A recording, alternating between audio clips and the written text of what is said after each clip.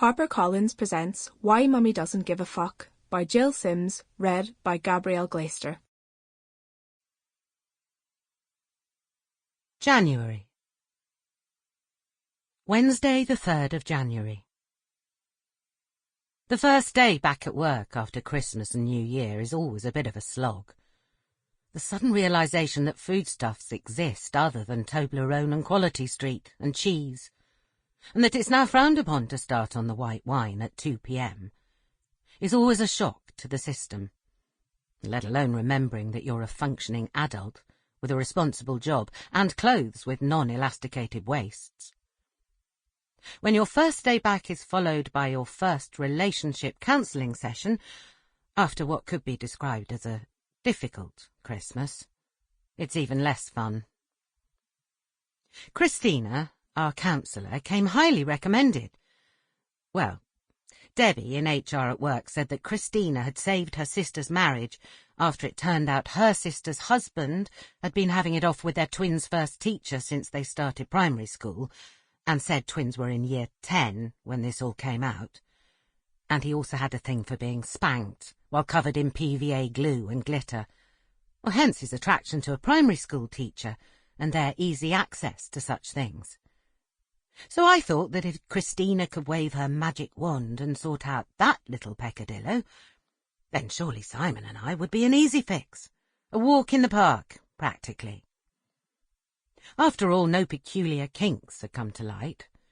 He hadn't betrayed me with a woman I'd bought several world's best teacher mugs and bottles of wine for, someone I'd sat across from while she outlined the importance of reading every night with my precious moppets, all the while having a life-size model of my husband's penis on her bedside table, made from the scraps of clay left over from making Mother's Day presents with her class and decorated with his favourite glitter.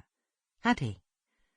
I mean, when you put it into context like that, the fact that he had a one-night stand with some sexy señorita that he met while on a business trip to Madrid really wasn't that bad, was it? Or at least it could have been so much worse. That is what I keep telling myself. Chin up, it could have been worse.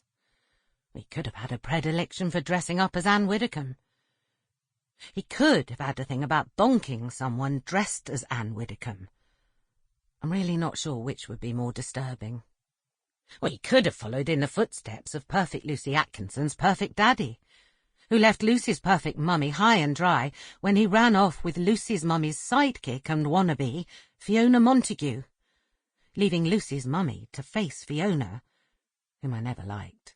Very smug, and always just a bit too try-hard, even though clearly Lucy's perfect daddy liked how hard Fiona tried, even though he's got very fat since moving in with her, and is obviously overindulging in Fiona's bloody endless cupcakes that she was forever posting on Instagram, at the school gate every morning.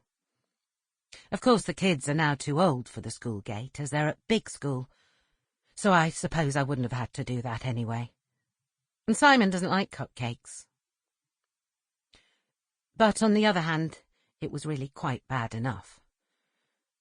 When Simon told me a couple of months ago, I felt like I'd been punched in the stomach. Literally winded. I still don't know what possessed him to tell me. Guilt, he said.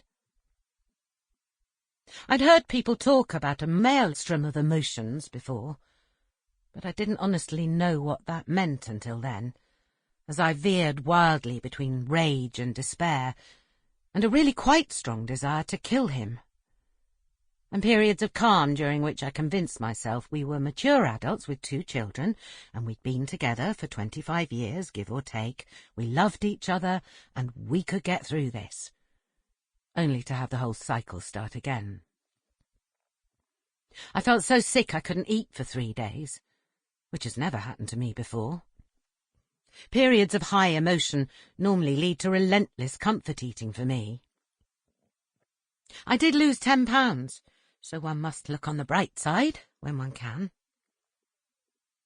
After a couple of weeks of Simon looking hangdog and saying he was sorry, and me finding the rage wasn't really abating at all, and all our attempts to discuss it, like mature adults, generally ended in me shouting something about ripping his bollocks off, if he told me what...